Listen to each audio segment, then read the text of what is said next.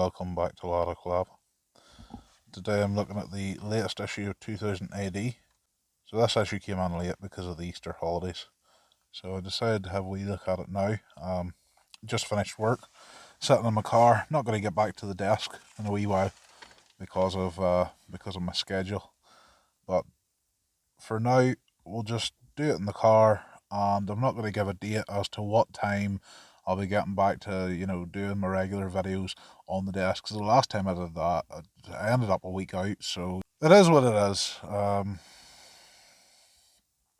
was working like 14, 12-hour shifts in a row there, like broken up by one day, so 15 days in total, and 14 of those were 12-hour shifts.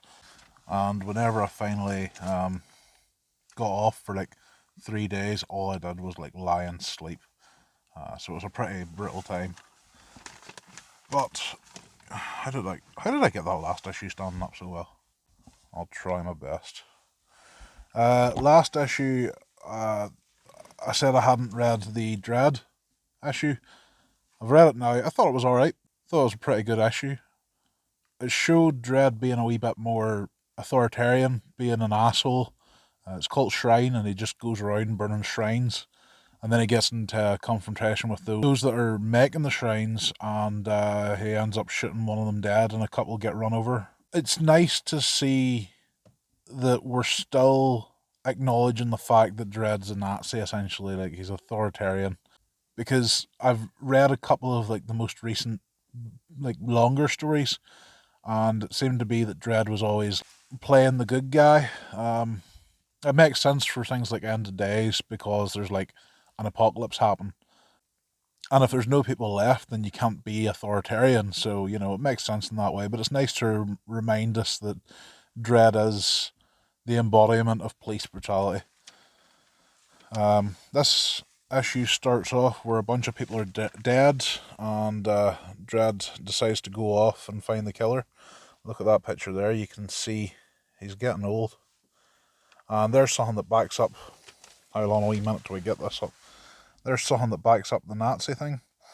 So, people who are well established with Dread will probably roll their eyes right now, because it's a pretty well known fact, but the reflections on his glasses are two S's, like the SS Nazis. And that was done intentionally. And sometimes it's not there, but even though it's supposed to represent something bad, I still think it looks pretty cool. But yeah, he runs off, he gets into an elevator. All these guys join in, and then he's like, I know what you did. And they come out, and he's arrested all of them. And they're like, oh, did they murder the people? And he's like, nah, but these ones were graffiti, and that guy's a mutant. And it's good to see that Dread being Dread, even though there's like a killer on the list, he's still fucking, arresting people for small things. And then it turns out this guy was the killer, and he had like a gun hand or some shit. There's a big reveal here. He presses a button, and it's this guy. I don't know if he's a well-known character in Judge Dredd, but yeah, that was a pretty solid wee story. We have Germ Red, Mad Dogs 2. I read the first one, and I was kind of confused as to what the fuck's happening. And then I remembered about these wee plot synopses here, which, to be fair, like if you're looking for like a long-form story, a lot of the time these are useless, but yeah, I kind of get the idea now. So Germ Red's like a vampire, I think, but she's in the Struntum Dog universe, and she hunts down the dogs. But she's in jail, and there was a girl that was murdered by a cartel, and now this is basically like a redemption arc for her, or absolution, they use the word, but redemption, absolution, it kind of goes hand in hand. So far, not very much has happened, but it's setting up a story nicely, and I can't wait to see where it goes. Then we have The Order. If you want to know how I feel about The Order, go watch the last video I did on 2000 AD. I never read this because it's like fucking part 10 of like the third part. Oh, fuck that. We have Enemy Earth. I read part 1, part 2. Couldn't tell you a fucking thing that's happening on this. this is book two, but and like there's callbacks to characters and stuff. I don't know. Even if I did read part one, I still don't think I would enjoy it that much. Here we have Rogue Trooper, continuing on from the last issue. Honestly, the only thing I can say about Rogue Trooper is I'm fucking in. Like, what's happening right now? There wasn't like any like oh shit moments or anything like that. There, it's just him getting used to World War One. But I am in with this. Look at that lovely landscape there, and I can't wait to see where this story goes.